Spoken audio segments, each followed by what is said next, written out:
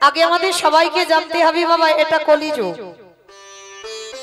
যে জায়গাটায় বসেছেন মা বড় ধন্যাতি ধন্য জায়গা, ওই জায়গাতে সাধারণ মানুষের বসবার অধিকার হয় না।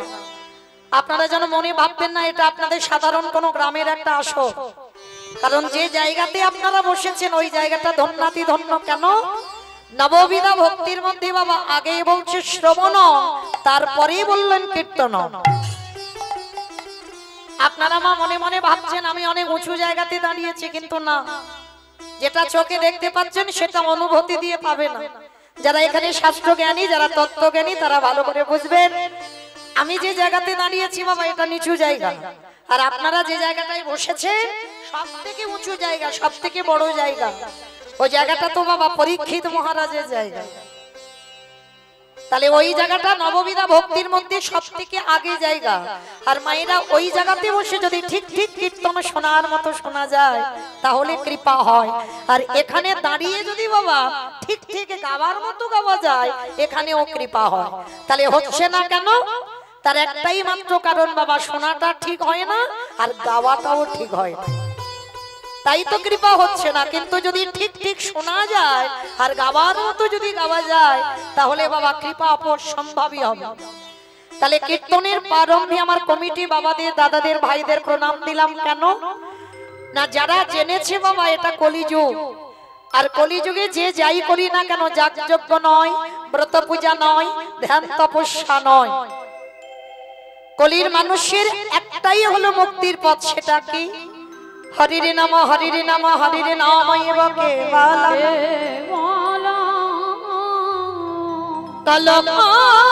নাস্তে নাস্তে নাস্তে গতির গতির।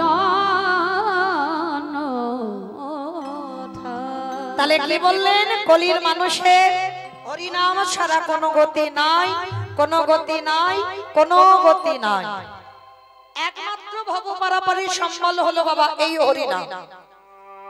আপনারা প্রশ্ন করতেই পারেন, মৌমিতা ও তো যত যত কীর্তনিয়া 24 প্রহরে আমাদের বয়সে এলো, ও সব কীর্তনিয়া একটাই কথা বলে, বলে হরিনাম গাও, হরিনাম শোনো, একাদশী করো, ভগবানের চরণে তুলসী দাও, তুলসী গাছে জল দাও। ও ছাড়া তোমাদের কোনো গতি নাই, তোমাদের পদ নাই, তোমাদের রাস্তাও নাই। কি বাবা, কীর্তনিয়ারা এসে ওই একটাই কথা বলে তো?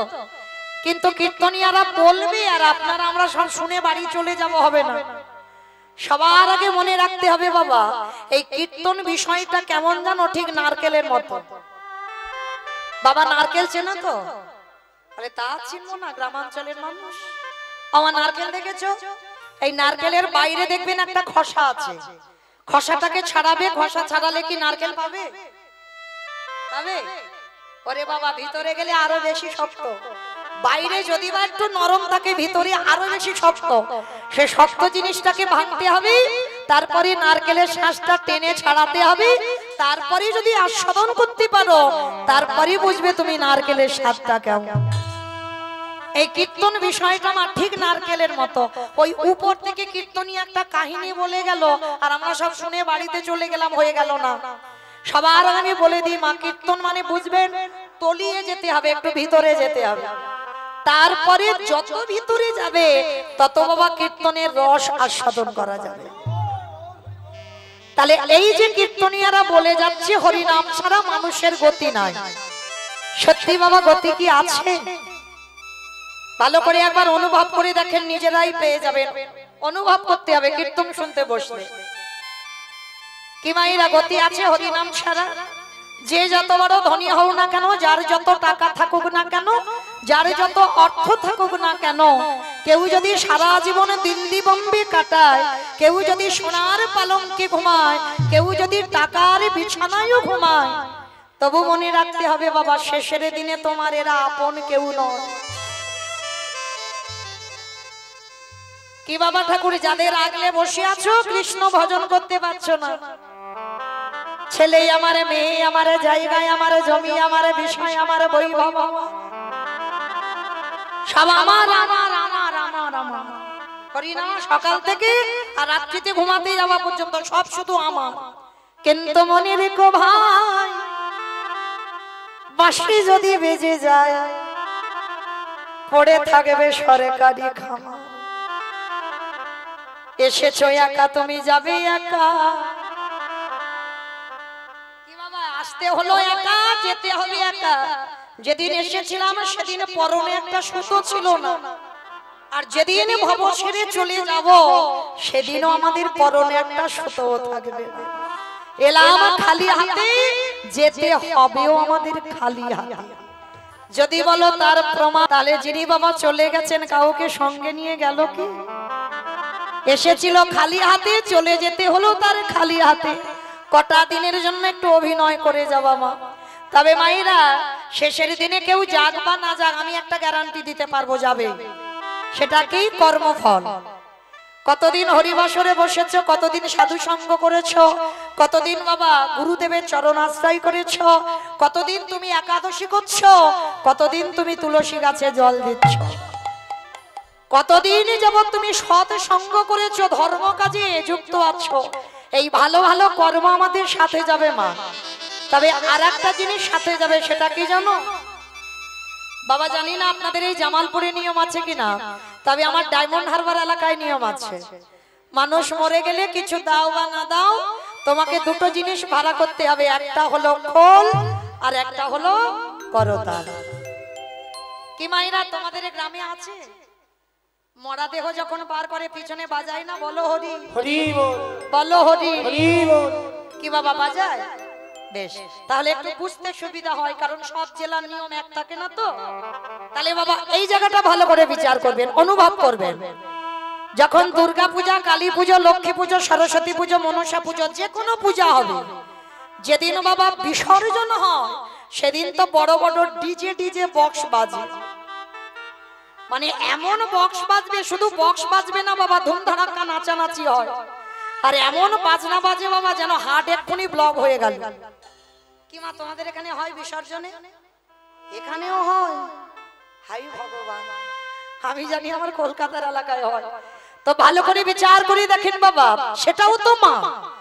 মাকে যখন কলির সন্তানরা জলে ফেলতে যাচ্ছে, তখন বাবা ধুমধাড়াক্কা বাজনা নাচানাচি করে যাচ্ছে। তাহলে যেদিন আমাদের দেহ বিসর্জন হবে সেদিন কি পিছনে লরিতে করে একটা ডিজে বাজালে হতো না? নিশ্চয়ই বাবা হওয়ালে হতো। তাহলে হওয়াচ্ছি না কেন? এই জায়গায় আমার চৈতন্য মহাপ্রভু শিক্ষা দিলেন, ওরে কলিরজি ভালো করে পিছনে চেয়ে দেয়।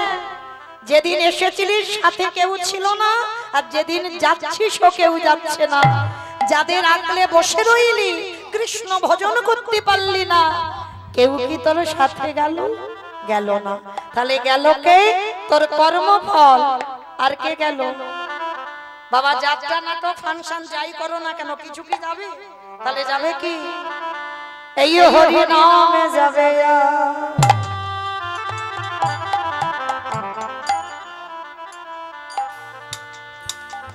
আমাদের পচা দেখা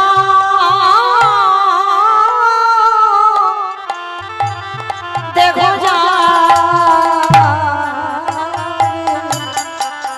যেদিন তুমি ভাবো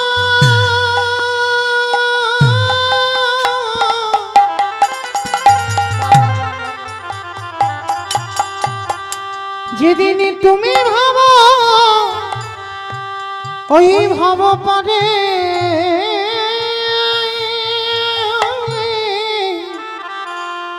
পরে যা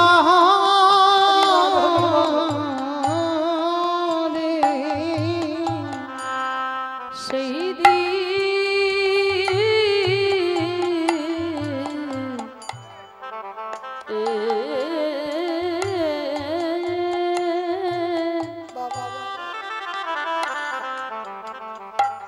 সেই দিনে নাম যাবে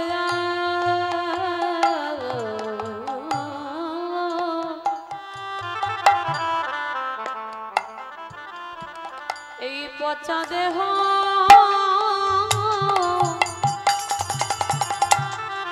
ও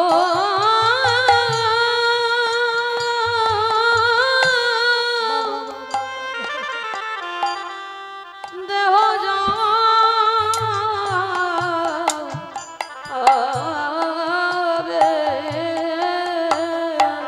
ও ভাই সেদিন সঙ্গের সাথী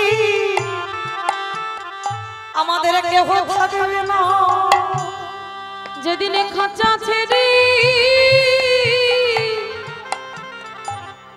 প্রাণ পাখি পালায়ে যাবে, ও ভাই সবাই যতই কাটা সব আমার আমার, সেদিন আমার বলতে কেহ রবে না গো। আমাদের কারোর কৃষ্ণ ভজ ভজন হলো না। কৃষ্ণ বলব বলি এইভাবে আমরা সবাই মায়ার বাঁধনে বন্দী হলাম। শুধু আমার আমার করে মরলাম। দয়াল আমার মতো পাপিয়া কেউ নাই গো। বলে এইবার উদ্ধার করো মোরে। দয়াল সময় থাকতে জানাই রাখল তুমি তো পতিতে পাবন নামে ধরেছ। দয়াল পার ঘাটাতে দাদাই রইলা। কেবল আমি একা রইলাম পড়ে। দয়াল আমার কেশ ধরে টেনে নিও। আমি যে মায়া মাঝে পড়ে আছি। তুমি যেন চরণ ছাড়া করো না গো।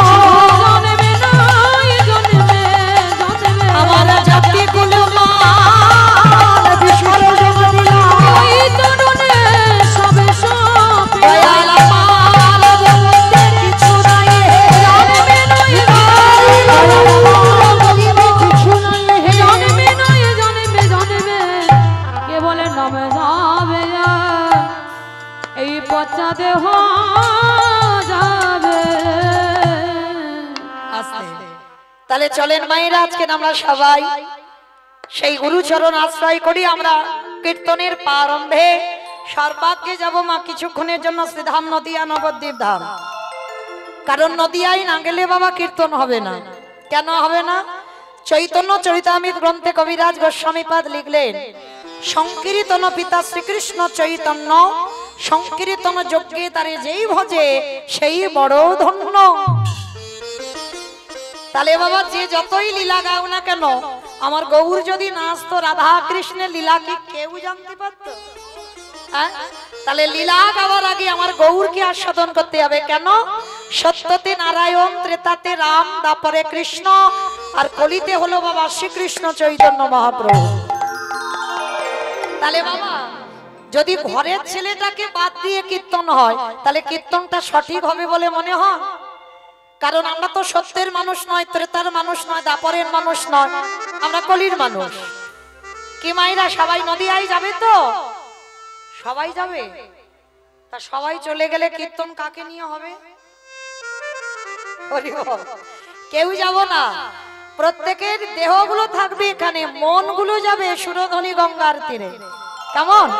তা যেদিন আমার প্রভু নদিয়ায় এলো, নদিয়ার অবস্থাটা কেমন ছিল জানো? বৈষ্ণব মহাজনেরা বৈষ্ণব পদ লিখছে বাবা, কত সুন্দর কথা দেখো। আজ জয় জয় বলরাম,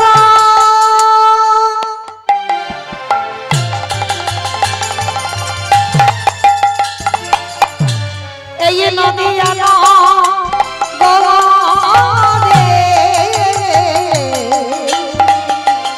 জয় জয়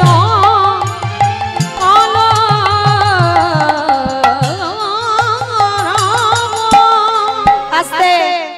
অমাইরা কলরাম মানে কি গো? কলরাম মানে নাকি মারামারি? বাবা কলরাম মানে কি? চেঁচামেচি। বেশ, চিৎকার চেঁচামেচি গন্ডগোল হইচই। তা যেদিন আমার প্রভু নদিয়ায় এসেছিল বাবা, সেদিন একটা গন্ডগোল হচ্ছিল নদিয়ায়। কিন্তু মা এটা তো আপনারা জানেন, যেখানে হয় হরিনাম সেটাই নবদ্বীপ ধাম। তাহলে এই নদিয়ায় গৌর আসছে, আমার কই চেঁচামেচি হচ্ছে না, গন্ডগোল হচ্ছে না তো?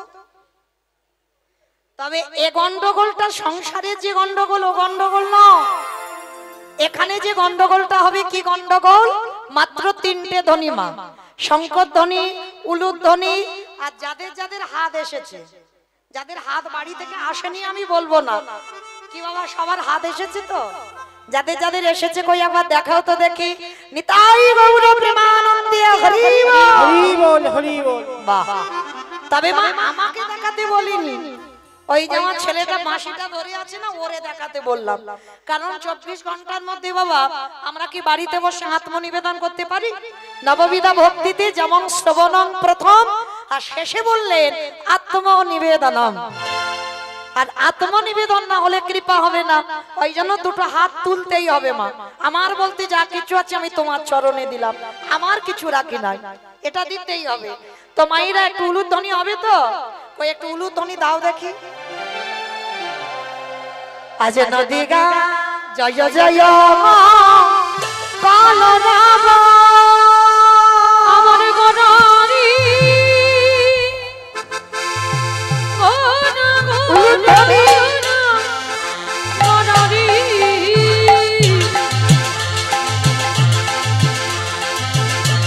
গোরা গোরা গোরা গনারি গোরা গনারি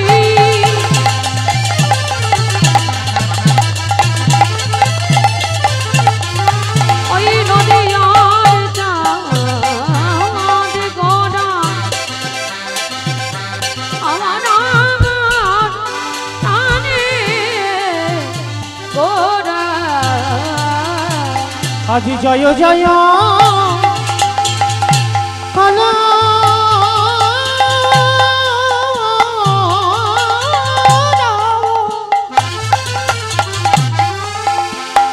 ওই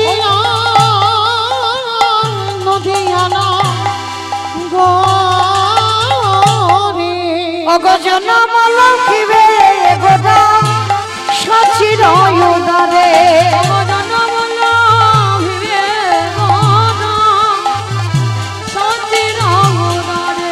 ওই না জনমল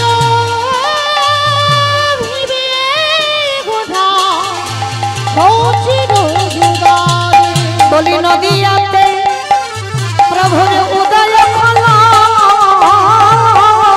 ওই নদীতে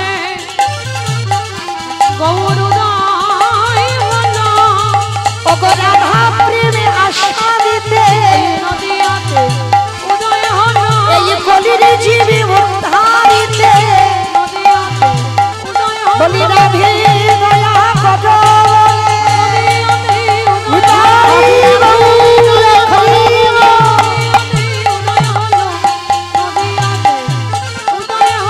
আজি জনমল ভিবে গোরা সচির উদারে। আস্তে। আর কথা হবে না বাবা, এবার একটু আমি বলবো আর আপনারা শুনবেন, কেমন? তাহলে কৃষ্ণ কলিতে গৌর হলো, কার ডাকে এসেছিল? শান্তিপুরের মাটিতে বাবা বুড়ো অদ্বৈত আচার্য গোসাই, যিনি 12 বৎসর মানে 1 যুগ তুলসী ভাসিয়ে কৃষ্ণকে গৌর করে টেনে আনলো। আর আমার মহাপ্রভুর থেকে উনি ছিলেন 52 বছরের বড়, 1-2 দিনের বড় নয়। যার জন্য দেখবেন বাবা ছবিতে দেখা যায় সবার চুল গোপ দাড়িগুলো বাবা কালো কালো আছে, আর আমার অদ্বৈত আচার্যের ওই চুল গোপ দাড়ি সব পেকে সাদা। কেন না, উনি ভগবানের থেকে মানে আমার চৈতন্য মহাপ্রভুর থেকে 52 বছরের বড়। তা যিনি 52 বছরের বড় হবে তো তার তো বাবা চুল গোপ দাড়িগুলো পেকে যাবে। আর ওনারই ডাকে, শুধুমাত্র ওনারই ডাকে আমার কৃষ্ণ সেই একেবারে গোলক থেকে একেবারে নদীয়ার মাটিতে নেমে এসেছে।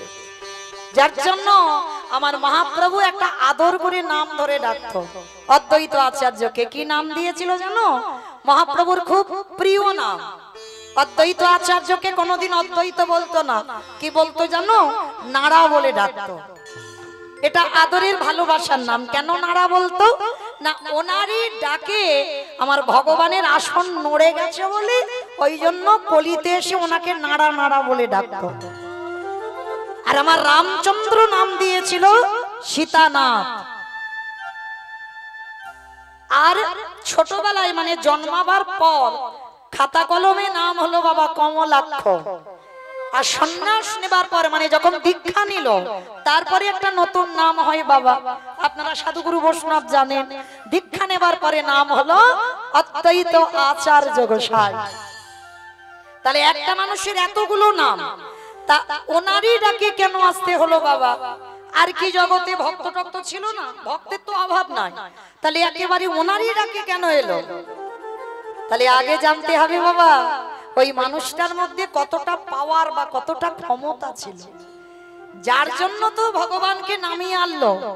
উনি কে ছিল জানো? যার একটা নাম হচ্ছে বাবা মৃত্যুঞ্জয়। বাবা মৃত্যুঞ্জয় কোন ঠাকুরকে বলে? কালী ঠাকুরকে। কালী ঠাকুরকে কালী ঠাকুরকে মৃত্যুঞ্জয় বলে নাকি? শিব, বেশ দেখেছো খিচুড়ি স্কুলে এখনো যাই। শিব ঠাকুরের একটা নাম হচ্ছে বাবা মৃত্যুঞ্জয়। কেন? সত্য, ত্রেতা, দাপর, ভালো করে বুঝবেন, এই তিন যুগে আমার বাবার মরণ হয়নি, মানে মৃত্যুকে জয় করে রেখেছিল, ওই জন্য ওনার নাম মৃত্যুঞ্জয়। ভাগবত বলছে 125 বছর বয়সে বাবা জরাব্যাধির তীরে আমার কৃষ্ণকে দেহত্যাগ করতে হলো। মানে ভগবান দেহত্যাগ করেছে কিন্তু ভক্ত দেহত্যাগ করেনি। 3 জনম অমরত্ব লাভ করেছিল, একই শিব ছিল।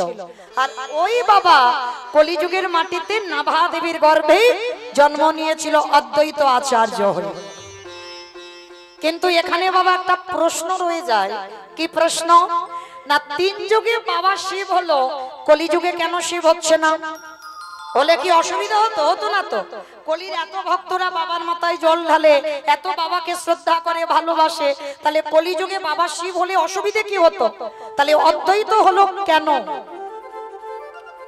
অনেক অনেক ভক্তরা একটাই কথা বলে, বলে কলিযুগ তো, মানে টান দিয়ে কথা। তার মানে কি বোঝালো বাবা?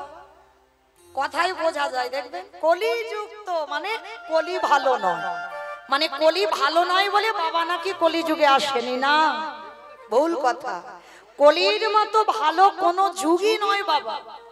সত্যযুগকে ধন্য বলেনি, ত্রেতাকে ধন্য বলেনি, দাপরকে ধন্য বলেনি, কিন্তু কলিকে ধন্য বলল। কেন? প্রশ্ন তো আপনারা ভাবলে তো পেয়ে যাবে। সত্যযুগে ভগবান অস্ত্র ধারণ করে হিরণ্যাক্ষ হিরণ্যকশিপুরকে মেরেছে।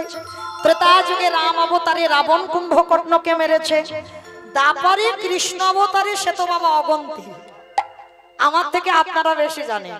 কংস, শিশুপাল, দন্তবক্র, কালিয়নাগ, পুতনা, অকাসুর, বকাসুর, অরিষ্টাসুর, তৃণাবত্রাসুর, মানে শুধু মারামারি করে গেল।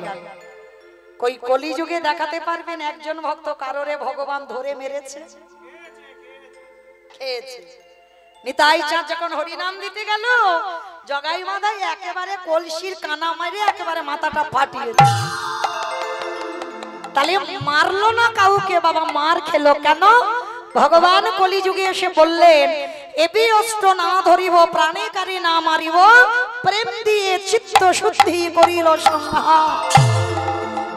কলির মানুষ এত শান্ত মানুষ, কলির মানুষ এত ভালো মানুষ, এদের জন্য মারামারি করতে হবে না, পেটাপিটি করতে হবে না, এদের জন্য অস্ত্র নিতে হবে না, চক্র নেব না, বাঁশি নেব না, তীর ধনুক নেব না, এদের একটু প্রেম আর হরি নাম দিলে এরা উদ্ধার। তাহলে কি বুঝলাম বাবা? কলি ভালো। তাহলে কলি যদি ভালো হলো, শিব ঠাকুর কেন আসছে না? এটা জানতে গেলে বাবা একটুখানির জন্য আমাদের যেতে হবে সবাইকে একটু মহাভারত, একটুখানি যেতেই হবে।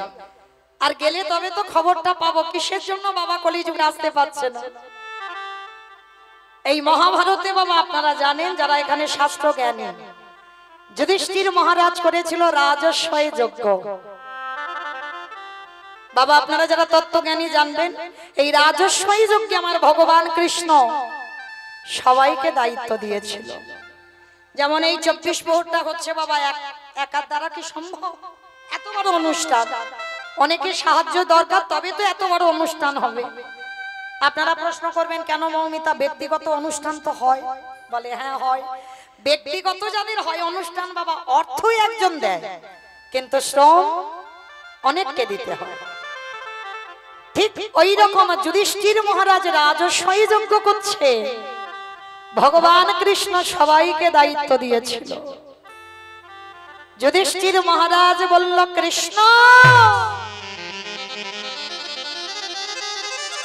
কৃষ্ণ তুমি সবার দায়িত্ব দিয়ে দিচ্ছ, তুমি নিজে কোনো কাজ করবে না? বলে, হ্যাঁ করব না, আমি তো সবাইকে একটা করে কাজ দিয়েছি। আর জানো, আমার জন্য আলাদা করে দুটো দায়িত্ব ফেলে রেখেছি। সে কি, সবাই একটা করে কাজ করবে আর কৃষ্ণ তুমি নিজে দুটো কাজ করবে? কি কি কাজ করবে কৃষ্ণ? বলে, জানো দাদা, আমার প্রথমবারেই কাজ হবে এই যজ্ঞে যত যত সাধুগুরু বৈষ্ণব আসবে, আমি কৃষ্ণ দয়াময় হয়ে সবার প্রথমে আমি নিজের হাতে দুটো চরণ যুগল ধৌত করে দেব। এটা হবে আমার প্রথম কাজ। যুধিষ্ঠির মহারাজ শোনার সঙ্গে সঙ্গে চমকে, অসম্ভব কৃষ্ণ, এটা তুই কি বলছিস? কে কোন জাতের মানুষ আসবে, কে নিচু জাত কে উঁচু জাত, জাতির ঠিক নেই, আর তুই সবার পা ধোবাবি? ভগবান হেসে বলছে, হ্যাঁ দাদা, ওটা হচ্ছে আমার প্রথম কাজ। আচ্ছা বাবা, এই জায়গাটা ভালো করে একটু হৃদয়ঙ্গ করবেন। আমার মায়েদেরও বলছি, মা একটু মন দিয়ে শুনবেন, কেমন? কারণ যোগ একবার আসে, এই যোগ যদি বিয়োগ হয়ে যায় আর যোগে ফিরে আসে না। আর গ্যারান্টি তো দিতে পারবেন না যে কালকের আবার 24 প্রহরে কীর্তন শুনবেন, তাহলে হেলায় হারান না। একটু মন দিয়ে শ্রবণ করেন, আমি যতক্ষণ আপনাদের চরণে আছি। ভগবান কৃষ্ণ রাজস্বী যজ্ঞে পা ধোয়ার দায়িত্বটা কেন নিল? শাস্ত্রে বলছে বাবা, যুগ ধর্ম প্রবর্তক নাম সংকীর্তন, চারি ভাব ভক্তি দিয়া না চাই ভগবান, আপনি ভক্ত ভাব করি অঙ্গীকার, আপনি না করলে ধর্ম জীবের শেখানো না যায়, আপনি আচরি ধর্ম জীবের শেখায়, এই তো সিদ্ধান্ত গীতা ভাগবতে গায়। এই মতো কলিকালে প্রথম সন্ধ্যায় অবতীর্ণ হলেন কৃষ্ণ, আপনি নদী আয়। নিতাই গৌর হরি বল, হরি বল, হরি বল। তাহলে বাবা, এই ছন্দে আমরা কি বুঝলাম, এই শ্লোকে কি বুঝলাম? নিজে আচরি ধর্ম জীবের শিখায়, নিজে না করলে ধর্ম জীবকে শিখানো না যায়।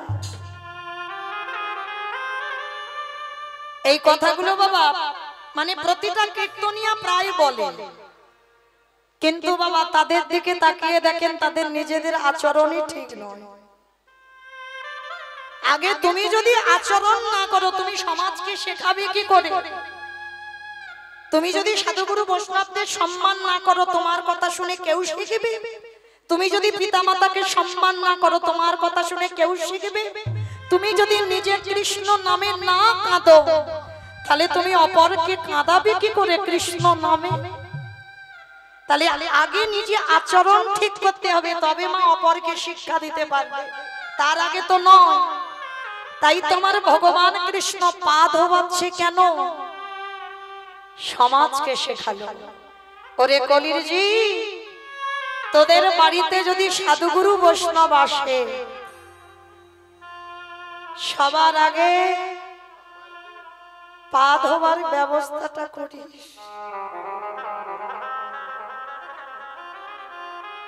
আমরা এই কথাগুলো বাবা আর মানতে চাই না, বিশ্বাস করি না, কিন্তু মাগো আমি অধম কীর্তনিয়া হয়ে আপনাদের চরণ তলে দাঁড়িয়ে বলে যাই, কেউ যেন ভাববেন না বাবা আমি শিক্ষা দিতে এসেছি, না, আপনারা জানেন একটু ভুলে গেছেন, আমি মনে করাতে এসেছি। ভালো করে অনুভব করবেন, আগেকার সমাজে আগেকার দিনের নিয়ম ছিল, বাড়িতে যদি গুরুজনেরা আসতো সবার আগে মা পা ধোবার ব্যবস্থা হতো।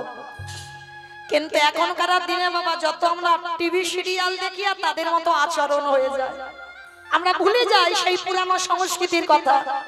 কিন্তু না, এইগুলো ভুললে হবে না মা। বাড়িতে যদি গুরুদেব আসে বছর অন্তর একবার, সবার আগে মা পা ধোয়ার ব্যবস্থা করবেন। সাধুগুরু বৈষ্ণব এলে আগে পা ধোয়ার ব্যবস্থা করবেন, তারপরে বসার জায়গা। অনেকে প্রশ্ন করবেন, মৌমিতা আমার তো গুরুদেব দেহ রেখেছেন, আর বছরান্ত সাধুগুরু বৈষ্ণব ঠিক ঠিক পেয়ে উঠি না, তাহলে কি করব? তাদেরও উপায় বলে দিয়েছে। কি বলেছে জানো? কথাটা বললে বাবা অনেকে হেসে উড়িয়ে দেয়, যে যার ঘরের বাবা মা তো আছে, যে যার ঘরের শ্বশুর শাশুড়ি তো আছে, যদি থাকে, যারা হারিয়ে ফেলেছো বাবা ও তো মৃত্যুর আগের দিন পর্যন্ত কাঁদলে আর পাবে না।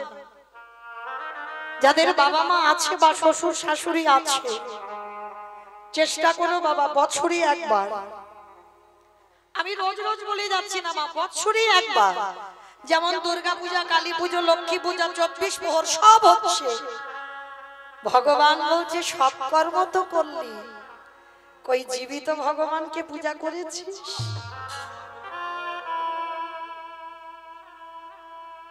এই জীবিত ভগবান তো বাবা যে যার ঘরের বাবা মা,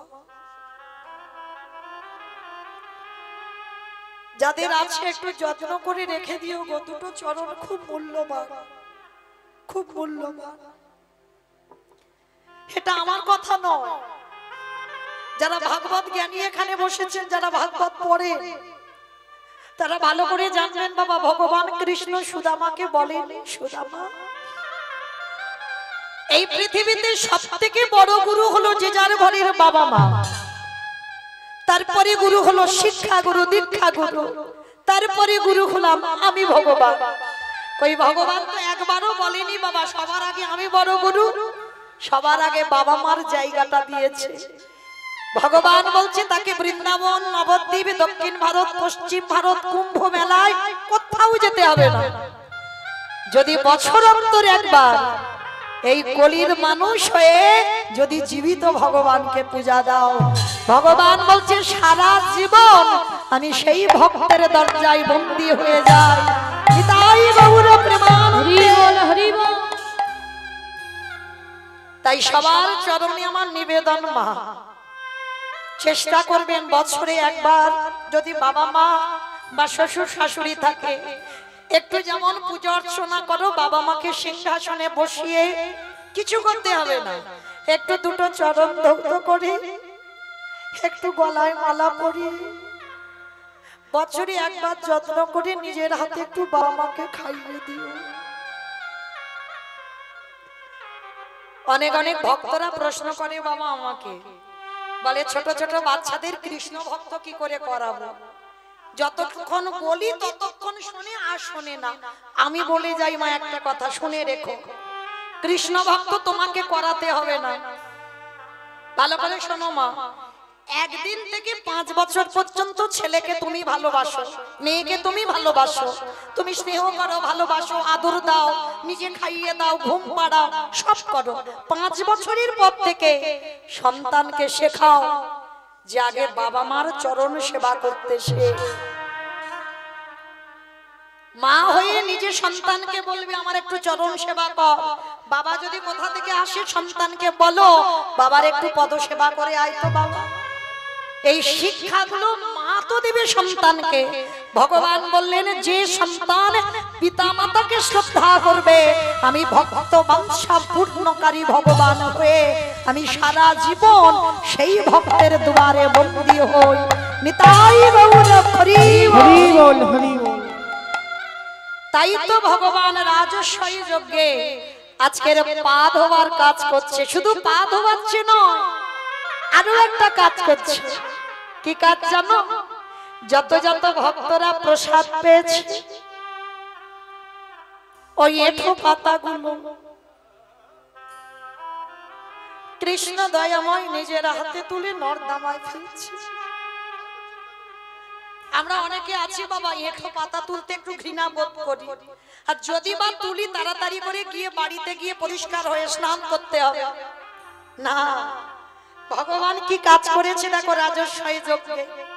যত ভক্ত প্রসাদ পেয়েছিল কৃষ্ণ দয়াময় ওই প্রসাদের পাতাগুলো নর্দমায় ফেলেছিল। শুধু নর্দমায় ফেলেনি বাবা, আরো একটা কাজ করেছিল ওর ভিতরে। কি কাজ করেছিল? ওই যারা যারা প্রসাদের থালাগুলো ফেলছে নর্দমায়, বাবা দেখবেন সব তো পরিষ্কার থাকে না, একটু একটু এঁঠো তো লেগে থাকে। কৃষ্ণ আড়ালে গিয়ে যেখানে পাতাগুলো ফেলছে ওই পাতা থেকে এঁঠো তুলে নিয়ে কৃষ্ণ আমার সারা গায়ে মাখছে। ও যে ভক্তে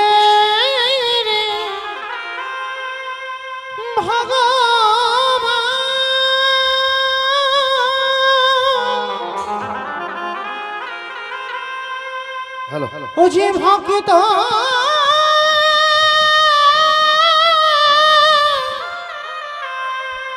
ও যে ভক্ত ছাড়া কিছু জানে না,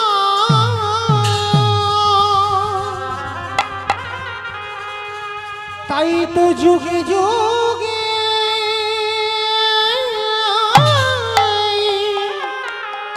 ও যে ভক্তের কাছে ছুটে আসে। আমি যে ভক্ত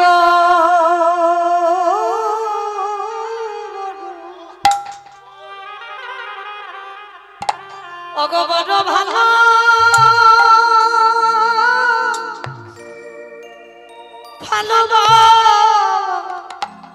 ভালোবাসি, তাই তো যুগে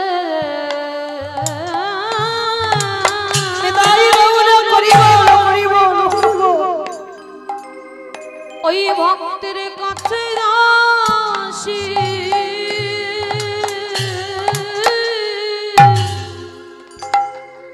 আমি যে ভক্ত ও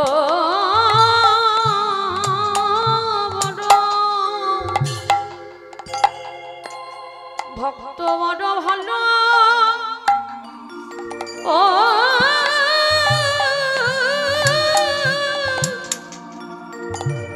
ভালোবাসি। আজ যুধিষ্ঠির এসে বলল কৃষ্ণ রে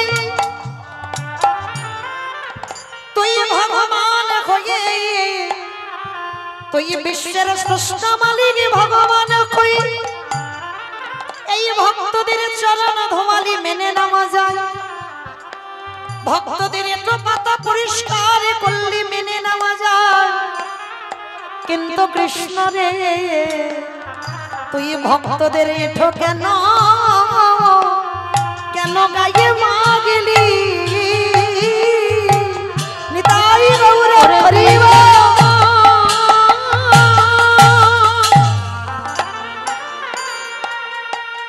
স্বয়ং ভগবান হয়ে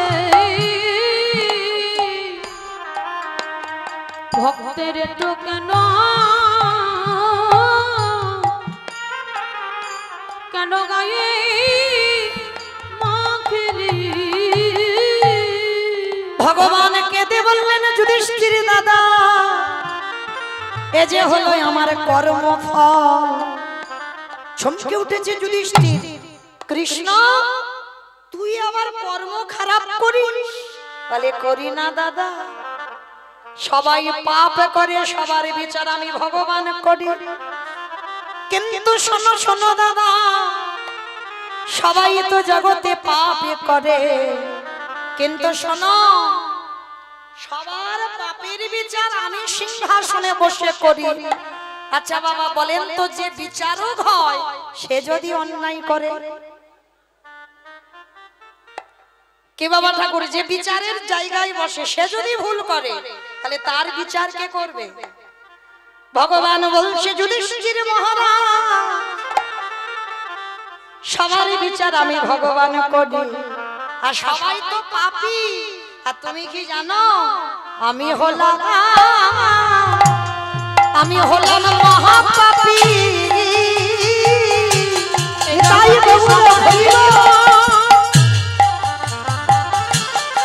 আমি করি বটে কিন্তু আমি হলাম দাদা মহাপাপী। যুধিষ্ঠির মহারাজ শোনার সঙ্গে সঙ্গে চমকে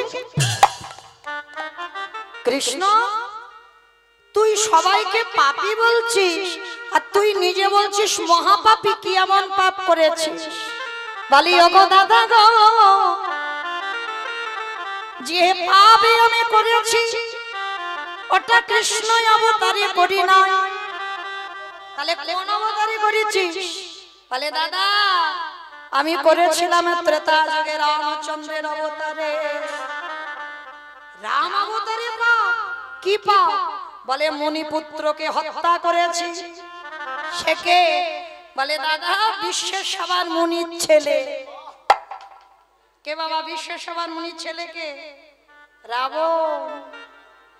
সেই রাবণকে বধ করেছিল অকাল বোধন দুর্গা পূজা করে রঘুপতি রামচন্দ্র। আর রাবণকে মেরে ভগবানের মাথার চুল থেকে পায়ের নখ পর্যন্ত পাপী হয়ে গেল। আচ্ছা বাবা আপনারাই বলেন, আমাকে বলতে হবে না।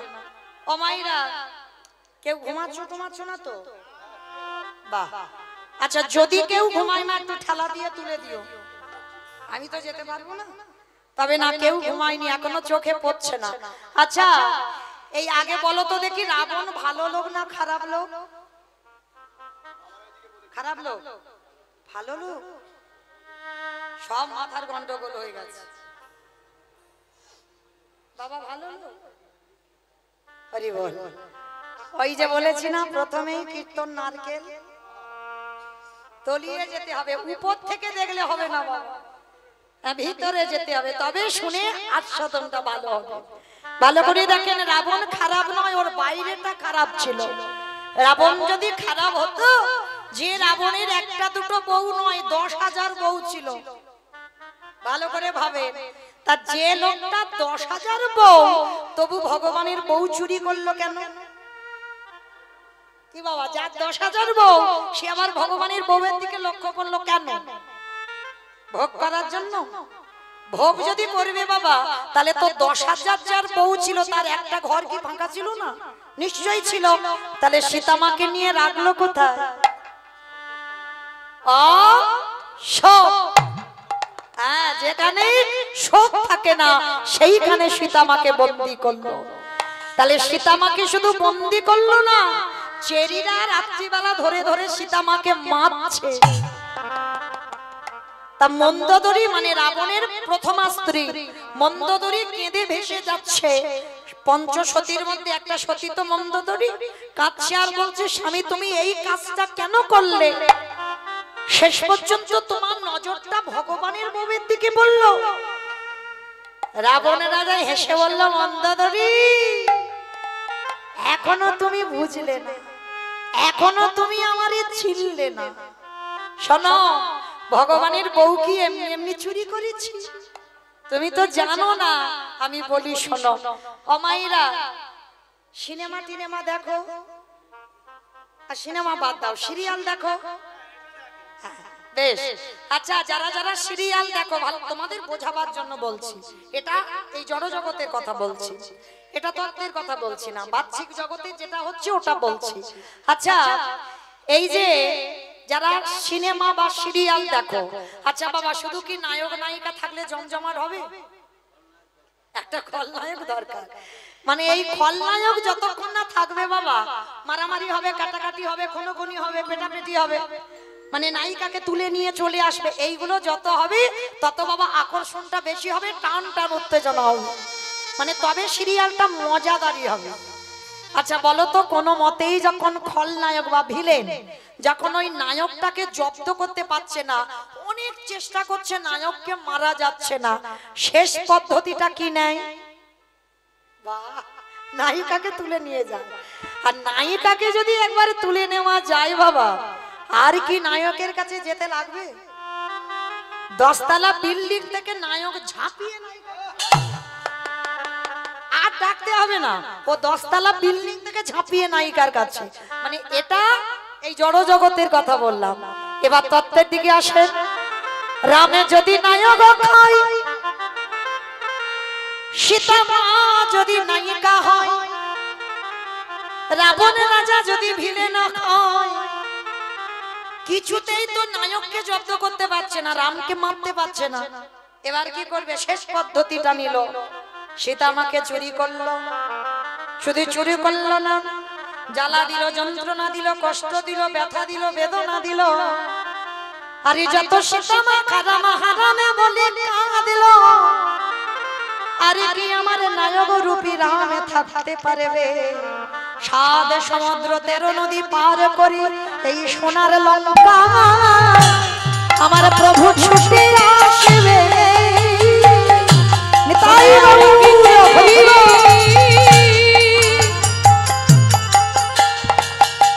বলো থাকিতে পারবে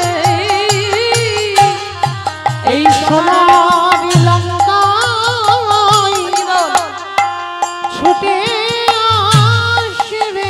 আসবে। তাহলে মায়েরা বুঝেছেন, সেই রাবণ রাজা সীতামাকে বন্দী করলো কেন? মন্দোদরীকে বলছে, মন্দোদরী যেদিন আমার রামে আসবে, কত ভক্তি দেখো রাবণী, সেদিনে যদি আমার লঙ্কাতে খরা দেখা দেয়। আমার খরা মানে কি গো? খরা মানে নাকি প্রচুর বৃষ্টি হয়। বাবা খরা মানে কি? অনেক বছর বৃষ্টি হয় না, তাকে খরা বলে। হ্যাঁ, অনাবৃষ্টি হচ্ছে। তো যখন রাবণ বলছে মন্দোদরী রাম যেদিন আসবে সেদিন যদি লঙ্কায় খরা হয় তাহলে কি করবে? হঠাৎ রাম এসে গেল, খালি বিলি নদী নালার জল সব শুকাইয়ে গেছে। সেই দিনে যদি আমার রাম দয়াময় আসে, বলো বলো কি দিয়েছ তুমি ধোয়াইবে? যেদিন রাম দয়া এই লঙ্কায় আসবে, সেদিন কি দিয়ে চরম বল ধোয়াইবে? মন্দোদরী আমি কাঁদি না, কেন জানো? রাম যেদিন আসবে তার ওই চরণ যুগলে আমার বক্ষে লয়ে, যদি খালি বিলি নদীর নালার জল না থাকে, সেদিন আমি কি করব জানো? রামের দুটো চরণ বক্ষে ধরে আমার নয়নের জল দিয়ে ওই চরণ যুগা আমি ধোয়াইব। হে রামে রাম হরি বল, হরি বল।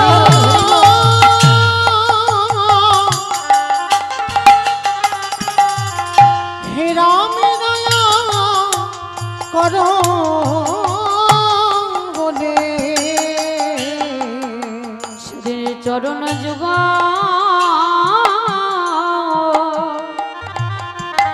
এই নয়ন জলে ধোয়ায় আসলে তাহলে বলেন বাবা, এইটুকু শুনে কি মনে হলো? আরো তো ভুরি ভুরি কাহিনী আছে বাবা, সে সারা রাতে ফুরাবে না রাবণের একটা একটা করে ভক্তির কথা বলতে গিয়ে। তাহলে বলেন এইটুকু শুনে কি মনে হলো? রাবণের কত ভক্তি ছিল, আর সেই রাবণকে মেরে আমার রামচন্দ্রের অপরাধ হলো। আর সেই অপরাধ ধুচ্ছে কবে? কৃষ্ণ অবতারে যুধিষ্ঠিরের রাজস্বই যোগ। আমাইরা আবার যেখানে ছিলাম আবার সেখানে চলে এসেছি, মনে পড়ছে তো? বেশ, এইবার ভগবান যুধিষ্ঠির যজ্ঞের দরজায় দাঁড়িয়েছে। অগ্নিদেব, পবনদেব, বরুণদেব, ইন্দ্র, ইন্দ্রাণী, ব্রহ্মা, সাবিত্রী, শিব, দুর্গা পরপর সব লাইন দিয়ে আছে। আর কৃষ্ণ একে একে ডাকে পা ধোয়াই আর যজ্ঞের ভিতরে প্রবেশ করা। এমাত্র সময় জগৎজননী মা দুর্গা বাবাকে ডাকছে, প্রাণনাথ, অপ্রাণনাথ। আর দেরি নয়, কৃষ্ণ পা ধোয়াবে, চলো পা দুটো ভালো করে একটু ধৌত করে নি। বাবা খিলখিল করে হেসে উঠেছে, পার্বতী তোমার মাথা ঠিক আছে তো? কৃষ্ণ আমার পা ধোয়াবে আর আমার পা দুটো বাড়িয়ে দেব? শোনো, তোমার যদি এত ধোয়াবার ইচ্ছা হয় তো তুমি লাইনে দাঁড়াও। আমার পা ভোলানাথ বলছে আমার পা কৃষ্ণ ধোয়াতে পারবে না। আর এই কথা বলে বাবা লাইনে দাঁড়িয়ে থাকতে থাকতে বেলাইনে চলে গেছে, আড়ালে, মানে যেখানে কারো নজর যাবে না। আর আড়ালে গিয়ে মনে মনে চিন্তা করলো, কৃষ্ণের চোখে ধুলো দিয়ে যজ্ঞে ঢুকতে হবে। আমার পা কিছুতে আমি ধোয়াতে দেব না। অমায়েরা, কৃষ্ণের চোখে ধুলো দেওয়া যায়? এই যে আমি দাঁড়িয়ে আছি, চারদিকে ঘুরে ঘুরে সবাইকে মোটামুটি দেখতে পাচ্ছি। কে কীর্তন শুনছে, কে শুনছে না, কে গল্প করছে, কে মোবাইল দেখে যাচ্ছে, আমি কিচ্ছু দেখতে পাচ্ছি না। আবার কে বসে বসে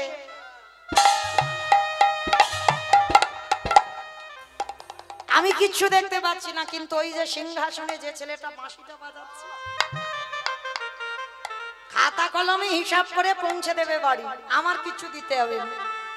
তাহলে আজকে লক্ষ্য করে দেখেন মা, যেই না ভগবান রাজস্বই যজ্ঞে সবার পা ধোবাচ্ছে, আর বাবা পা ধোবাবে না বলে লাইন থেকে বেলাইনে চলে গেছে।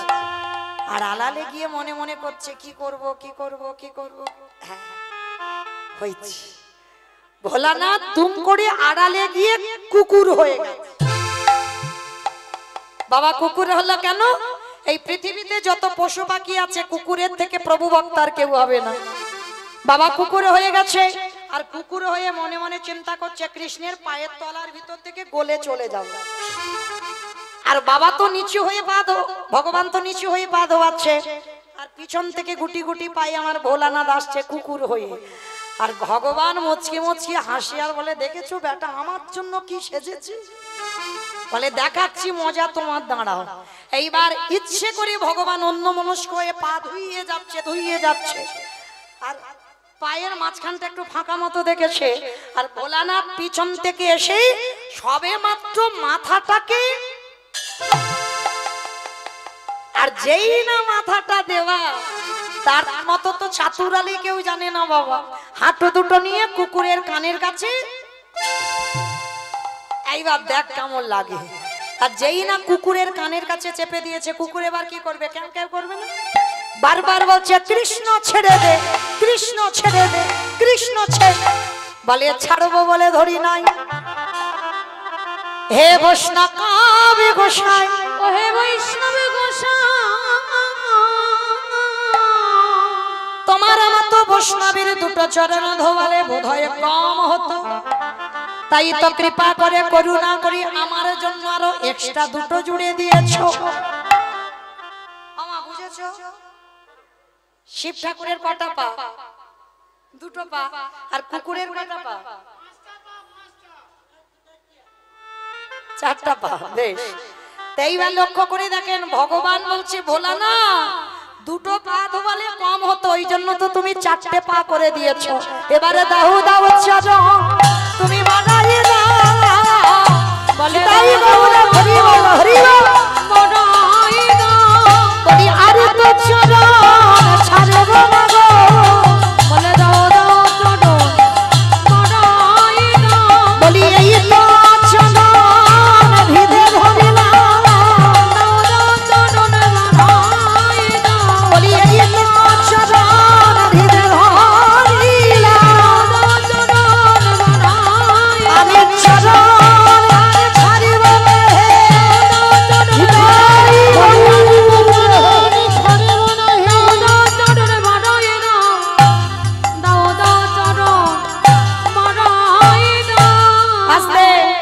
লক্ষ্য করেন বাবা, এইবার ভগবান একটা মোটা দড়ি দিয়ে কুকুরটাকে আষ্টে পিষ্টে বেঁধেছে। বাঁধলে কি হবে? কুকুরের চারটে পা শুধু ছটফট করছে। ভগবান বলে এবার পায়ের ব্যবস্থা করতে হবে। এইবার মোটা দড়ি দিয়ে কুকুরের চারটে পা বেঁধে দিয়েছে। আর যেই চারটে পা বেঁধে দিল, আর কুকুর কিছু করতে পারবে? পারবে না তো। শুধু ধুলায় গড়াগড়ি যায় আর কৃষ্ণ কৃষ্ণ বলে কাঁদে। কৃষ্ণ করে পারিস যদি আমায় ক্ষমা করে দিস। আমি অন্যায় করেছি, আমি ভুল করেছি, আমি জীবনে আর করব না। চুপ। যারে ধরি তারে ছাড়ি না, যারে ছাড়ি এ জীবনে ধরি না। তাহলে তোমারে যখন ধরেছি তুমি কি ভাবলে আমি ছাড়বো বলে ধরেছি নাকি? দেখো এবার কি করি। সবার পা বাবা ঘটিতে করে জল দিয়ে ধোয়াচ্ছে। বাবা ভগবান পর্যন্ত বৈষ্ণবকে কোন জায়গায় রেখেছে দেখেন। আর আপনারা আমরা সেই বৈষ্ণবদের পিছনে খুদ ধরে ধরে বেড়াই। অপরাধ নিও না বাবা, ভগবান বলছে কেউ যদি আমার কাছে অন্যায় করে আমি ক্ষমা করে দেব। পৃথিবীতে সব জায়গায় অপরাধ করলে ক্ষমা হয়, কিন্তু বৈষ্ণবের দাবিতে যদি হয় ক্ষুদ্র অপরাধ মহা ভজনেতে পড়ে যায় একবার বৈষ্ণব দেখে দেবা নানমায় মুন্ড তার মুন্ড পড়ে যায় নরকে মুন্ড বৈষ্ণবে অপরাধ করে যেবার গঙ্গা স্নানে যায় পতিত পাবনে গঙ্গা তারে রেখে দূরে সরে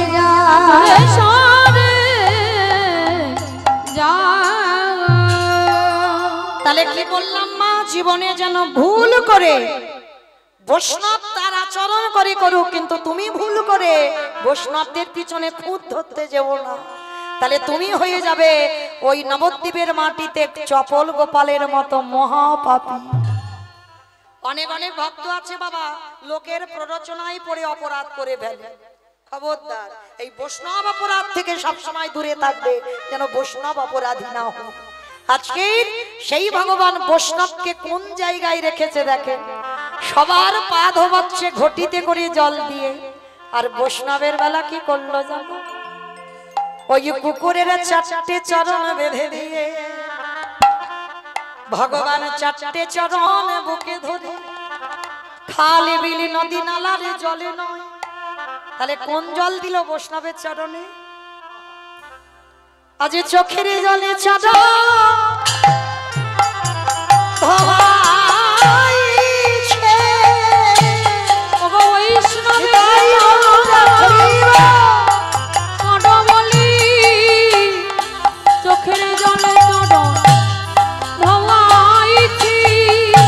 ভোলানাথ বলল কৃষ্ণ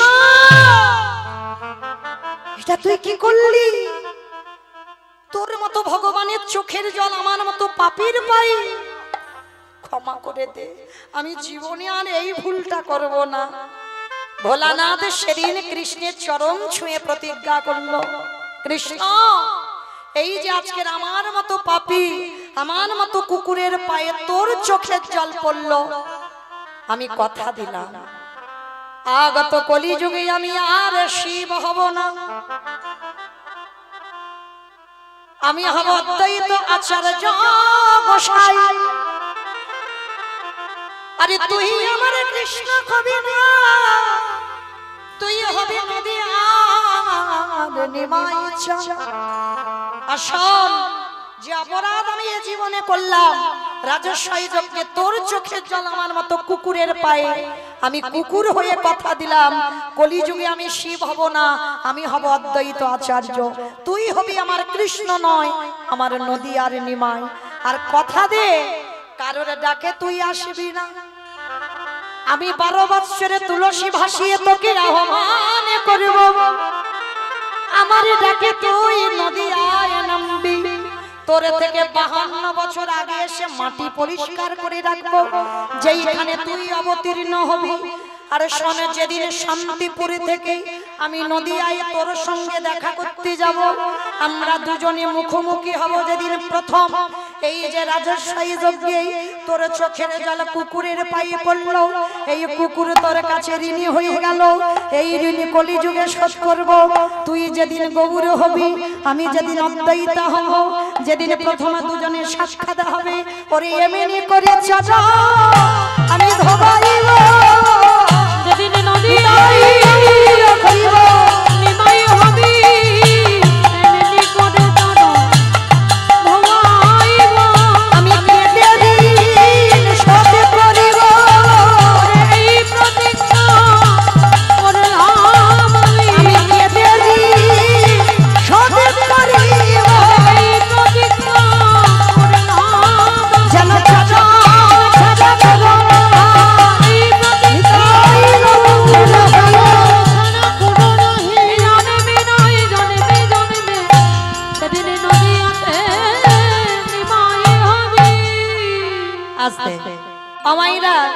তাহলে বোঝা গেল, সবাই পরিষ্কার বুঝতে পেরেছে তো? সেই যেখানে ছিলাম বাবা আবার ঘুরে ফিরে সেখানে চলে এলাম। প্রশ্নটা কি করেছিলাম? সত্যতে শিব, ত্রেতাতে শিব, দ্বাপরে শিব, কলিতে শিব নয় কেন? এই কেনর কথা বলতে গিয়ে মা একটু রামায়ণ মহাভারতে যেতে হলো, তবে পরিষ্কার হলো। চলো, সেই চৈতন্য মহাপ্রভু কেহ বলে পুরাবেতে, হরি বল। আমার নিতাই চাঁদকে সঙ্গে নিয়েছে বাবা, আর নিতাই চাঁদকে সঙ্গে নিয়ে আজকে কি করেছে জানো? একা একা তো নাম বিতরণ করছে না, সঙ্গে কি আছে? নিতাই যারে দেখে তারে বলে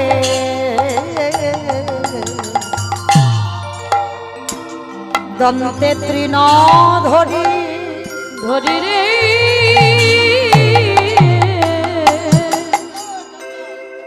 নিতাই যারে দেখে তারে বলে ও গোদন্তে তৃণ ধরি ধরি রে। আস্তে অমাইরা, তৃণ মানে কি গো? তৃণ মানে নাকি খড়? তৃণ মানে ঘাস। বেশ, তৃণ মানে ঘাস। আচ্ছা, নিতাই চাঁদ বাবা হঠাৎ কি হলো? হরিনাম করবে কর, তার দাঁতে ঘাস নিয়েছে কেন?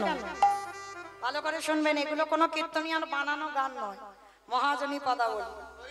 নিতাই চাঁদ দাঁতে ঘাস নিল কেন জানো? একটা নিয়ম আছে বাবা, যেটা আমরা গরু ছাগলকে খাওয়াচ্ছি সেটা নিতাই চাঁদ মুখে নিল। কেন নিল? যেমন আমাদের সমাজে একটা নিয়ম আছে বাবা, মানা না মানা সেটা তার ব্যক্তিগত ব্যাপার, কিন্তু একটা নিয়ম আছে। কি নিয়ম না বাবা? যেমন আমি আপনাদের চরণে আমি অনেক কনিষ্ঠা, অনেক ছোট, বয়সে ছোট, মানে আমার জ্ঞানে ছোট, যোগ্যতায় ছোট, সত্যি এই যে আপনাদের সামনে আমি দাঁড়িয়েছি বাবা, এই আমাকে কথা বলতে গেলে সবার আগে বাবা ভাবনাটা যেন একটু নত ভাব হয়। এটা আমার সমাজে নিয়ম। মানে আমি অনেক বড় কীর্তনী, আমি অনেক কিছু জানি, এই জাহির করে হয় না কেন? এটা নিয়ম আছে বাবা, গুরুদের সামনে কথা বলতে গেলে তোমার ভাবনাটা যেন একটু নত ভাব হয়। আর দেখবেন বাবা, কে নত আর কে অহমী, যারা মানুষ চেনে বাবা তারা ঠিক বুঝতে পেরে যায়। তো আজকে নিতাই চাঁদ দাঁতে ঘাস নিল কেন না? মহাপ্রভুর আমলে একটা নিয়ম আছে। কি নিয়ম না? গুরুজনদের সামনে কথা বলতে গেলে বাবা দাঁতে ঘাস নিতে হয়। আর দাঁতে ঘাস নিলে কি বুঝবে যে কথাটা সত্যি বলছি বা কথাটা বিনতার সহিত বলছি। এটা মহাপ্রভুর আমলের নিয়ম। যেমন রূপ আর সনাতন গোস্বামী যখন মহাপ্রভুর চরণ আশ্রিত হলো, তখন দুই ভাই দাঁতে ঘাস নিয়ে তবে গেল। কেন দাঁতে ঘাস নিল? হে গৌর হরি, তুমি ছাড়া আর আমার জগতে কেহ না।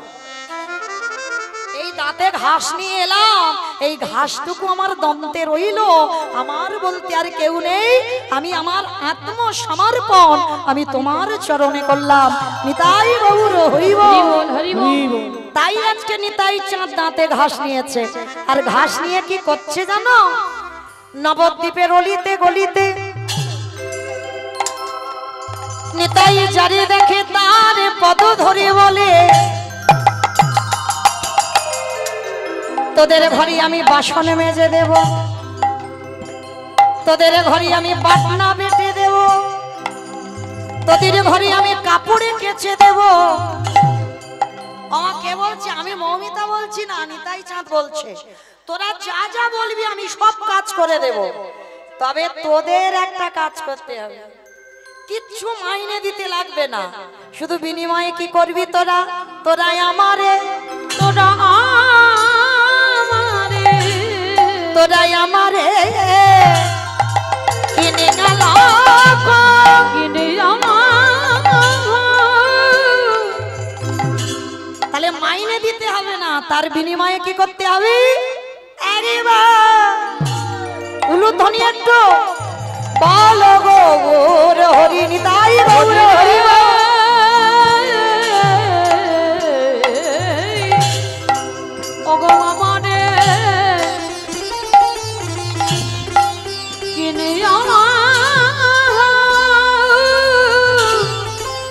অগবল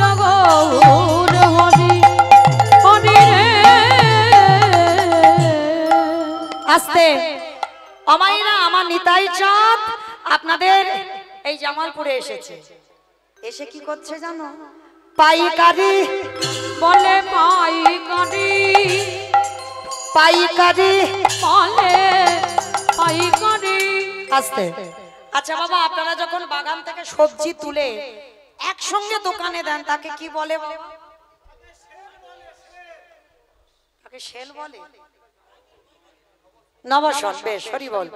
যাই হোক মায়েরা, তাহলে আপনাদের এই নবসনে এসেছে কে? নামার নিতাই চাঁদ। এসে কি করছে বাবা? পাইকারি। যখন সবজি একসঙ্গে তুলে এক জায়গায় আড়তে দেন আপনারা কি বলেন? পাইকারি। বেশ, তা নিতাই চাঁদ তো নবসনে এসে কি করছে? পাইকারি, পাইকারি। আর একটা মানে হচ্ছে পাইকারে, বলে পাইকারি, বলি পাইকারি, পাইকারে বলে পাইকারি, পাইকারি। এই হলো কীর্তন বাবা। পাইকারি, পাইকারে মানে পাইকারি মানে একসঙ্গে নবসনে দিচ্ছে, আবার বলছে পাইকারে মানে হরিনামটা যে দেব মানুষ পাচ্ছি না। শেষে বাবা নিতাই চাঁদ বিরক্ত হয়ে গেছে, বিরক্ত হয়ে এক জায়গা ঢেলে দিয়েছে। কোথায়? দোকানে। ওই দোকানে, ওই দোকানে, ওই দোকানে। আমা ওষুধ দোকান, মুদিখানা দোকান, স্টেনারি দোকান, ফুচকা দোকান, সব দোকান। কোন দোকানে দিল নবাসনে এসে নিতাই চাঁদ হরিনাম? চাউমিন দোকান। কোথায় দিল মা বলো তো? কত কীর্তন বোঝে। দোকানে, এই দোকানে যারা দোকানে খুলে বসে আছে, হরিনামে দিল দোকানে, যারা দোকানে খুলে বসে আছে, হরিনামে দিল দোকানে, যারা দোকানে খুলে বসে আছে, হরিনামে দিল দোকানে। ওগো এত বলি নিতাই চাঁদ ভূমি গড়ি যা, গড়ি যায়। ওগো এত বলি নিতাই চাঁদ, ওগো ভূমে গড়ি যায়, যায় রে। ওগো সোনার ওই সোনার পর্বত জানো, পর্বত জানো, ওগো ভোলা তেলো লোটায় রে।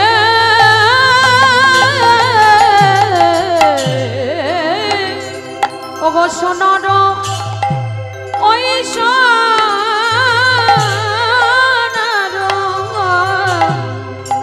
পর্বত জানো।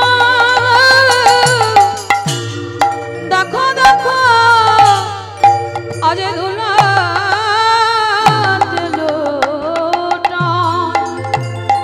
লোটায় রে। হেন অবতারি যার রতি না জন্মিল, রতি না জন্মিল। ওগো দাদা ছিল না বলে সেই পাপি এলো আর ওগো গেল। এলো আর গেল। দাস ছিল